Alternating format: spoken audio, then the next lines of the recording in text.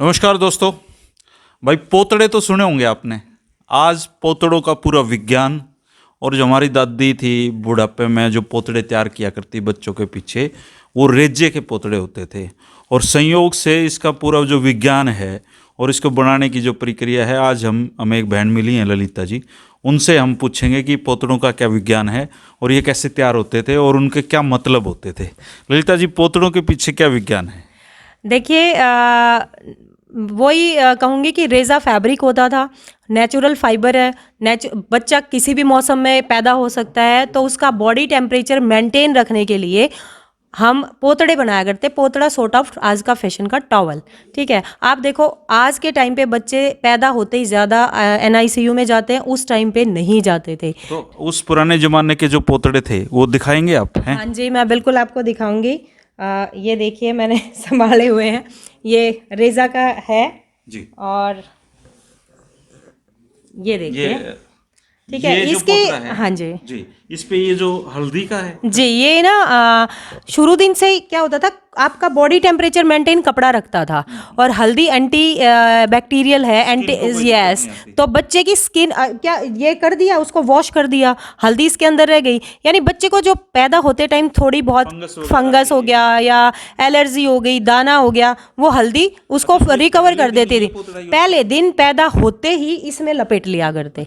ठीक, सो इसमें भी अगर आप देखो, आप मतलब एक पूरा हमारा डिज़ाइन है, कॉन्सेप्ट कि सूरज है, चांद है, चिड़िया, तोते, यानी आपके पशु, आपके नए आगमन के प्रतीक, आपके पाँव, स्वास्तिक। ठीक, ये आपके ये कॉर्नर में स्वास्तिक हैं, ये जानवर बनाए हुए हैं, ये आपका पूरा परिवार का ब्यौरा है कि 2 भाई हैं, 4 भाई हैं या 1 बहन है, क्या है, वो पूरा ब्यौरा निकालती थी नान का, मतलब पर्टिकुलर एक कम्युनिटी होती थी। तो ये भी कह सकते हैं कि प्रकृति से बच्चे का पहला परिचय ऐसे होता था। एग्जैक्टली मतलब माँ के गर्भ से निकलते ही आप दूसरी प्रकृति के बीच में हो, तो वो अनइवन फील नहीं होता था। नेचुरल फाइबर आपको कभी भी अनकंफर्ट रख ही नहीं सकता, आप बच्चा कंफर्टेबल फील करता था। और हल्दी आपकी स्किन को रिपेयर कर लेती थी कि ऊपर कुछ लगाने लीपने पोतने की ज़रूरत ही नहीं होती थी।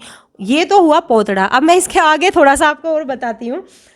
40 दिन कहते थे ना, जापा 40 दिन कोई अंदर नहीं आएगा, बाहर नहीं जाएगा, और जापा है तो जापे में अंदर रखा करते। स्किन देखो, एक जान में से दूसरी जान बनते टाइम आपकी स्किन तो क्या बॉडी स्ट्रक्चर क्या सब कुछ ख़त्म ही हो जाता है।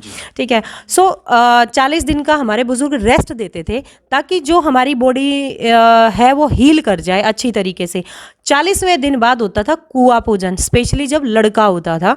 आजकल लड़कियों पे भी हो रहा है, अच्छी बात है। सो वो 40वें दिन के बाद क्या होते थे, एक सिर पे कपड़ा बांधते थे, कोथड़ी बोला करते, जो यहाँ बंधती थी। ठीक है, सो उनका ये इस तरीके से डिज़ाइन होता था। अच्छा। ठीक है, इसको वो क्या करा करती औरतें, सिर में बांध दिया, मैं आपको दिखाऊं जैसे प्रोसेस करके, इसको यहाँ यूं बांध देती थी। अच्छा। ठीक है, कि आपका पूरा जो सिर है वो कवर हो गया, क्योंकि आप घर से बाहर निकल रहे हो 40 दिन बाद, आप डायरेक्ट सनलाइट में जा रहे हो या आप कहीं भी आप निकल रहे हो, हवा में जा रहे हो, जच्चा के लिए। और ये वाला जो हिस्सा होता था, इस हिस्से को क्या करते थे, इस तरीके से फोल्ड करके और उस जच्चा के यहाँ बांध देते थे। ठीक है, यहाँ बांध के इसमें रखते थे बाजरा। ठीक है, बाजरा आपके नए अनाज की वो रहता था, नॉर्मली मोटा ही खाना होता था।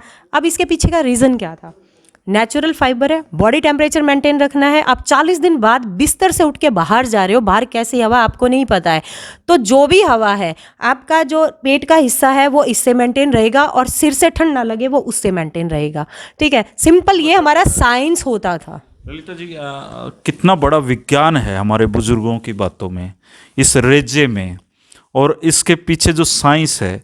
मुझे लगता है कि हमने जीवन में सबसे बड़ी जो भूल की है वो इस चीज़ को भुला कर की है। देखिए, ये तो है ही, आप जब भी अपने बुज़ुर्गों को इग्नोर करना शुरू करते हैं तो गलतियां तो वहीं से होनी शुरू हो जाती हैं। और मैं इस चीज़ को बहुत अच्छे से समझ सकती हूँ, क्योंकि मेरी लाइफ हॉस्टल लाइफ रही है, मतलब प्ले वे से मैं बोर्डिंग में थी, मैंने बुज़ुर्ग के नाम पे कुछ ऐसा जिया ही नहीं। सो मेरे लिए वो गांव का कस्टम और ये सब बहुत ना क्यूरियोसिटी वाला था, शायद इसलिए मैं इंजॉय कर पाई। मैं आपको बताऊं, टर्मरिक जो हल्दी हम जिसे बोल रहे हैं, हल्दी हम यूज़ करते थे क्योंकि इसमें जो हीलिंग पावर थी, इसमें क्रिक्यूमिन होता है, एक जो केमिकल हमारा है। सो वो क्रिक्यूमिन आपकी बॉडी के लिए सबसे बेस्ट है। आज भी अगर कोरोना में भी देखो, कह रहे हैं हल्दी में गाढ़ा घोल लो, क्योंकि क्रिक्यूमिन आपको इम्यूनिटी सिस्टम देगा। ठीक है, खून आपको खेलते खेलते कट जाया करते, माँ हल्दी नहीं लगा दिया करती, ठीक है, अब आज भी लगा लेते हैं। सो वो जो करक्यूमिन है, वो हल्दी की जो क्वालिटी है वो आपको स्किन प्रॉपर्टी से बचा रही है। कपड़ा आपका बॉडी टेम्परेचर मेंटेन करना है, और आपको चाहिए क्या ज़िंदगी से? प्रकृति से निकल के आप प्रकृति की गोद में जा रहे हैं। मुझे समझ में ही नहीं आता ये टॉवल का प्रोसेस, कि आप टॉवल में बच्चे को रख के। आपने ये किसने आपको तैयार करके दिए ये गांव में एक बुजुर्ग महिला है। एक्चुअली देखो, पहले हर काम एक कम्युनिटी वाइज होता था, ठीक है।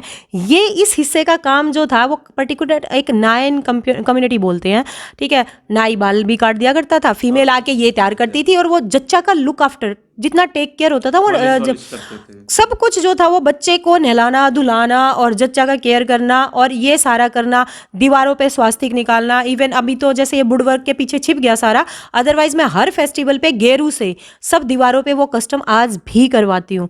90 ईयर्स बुजुर्ग है, मैं उसको लेके आती हूँ, आराम से बिठाती हूँ और समझाती हूँ, क्योंकि उसके साथ रहने से शायद मैं 5-6 चीज़ें वो सीख जाऊंगी जो मैं आगे अपनी जनरेशन को दे जाऊंगी। वरना तो ये चीज़ें ख़त्म ही है। किसको पता है कि छठी पे क्या होता है, या मतलब दशहरे पे हमें क्या करना है, गोवर्धन पे क्या करना है, आज की जनरेशन को नहीं पता है बिल्कुल भी। पर ये बुजुर्ग, ये हमारी ना बिल्कुल वो कहते हैं ना कि लास्ट की चलती हुई फुलझड़ी है, बस उनसे पकड़ के हम जितना सीख लें वो उतना बेटर है। दोस्तों, अपने पोतड़ों के पीछे पूरा विज्ञान देखा है। मैं चाहूँगा कि हर घर में ये बात पहुँचाएं, और जब भी पोतड़ों का जिक्र हो जरूर इसको देखें। इसके पीछे एक पूरा विज्ञान था। हम ललिता जी के आभारी हैं जिन्होंने पूरा विज्ञान समझाया है। हरिभूमि टीवी देखने के लिए आपका बहुत आभार।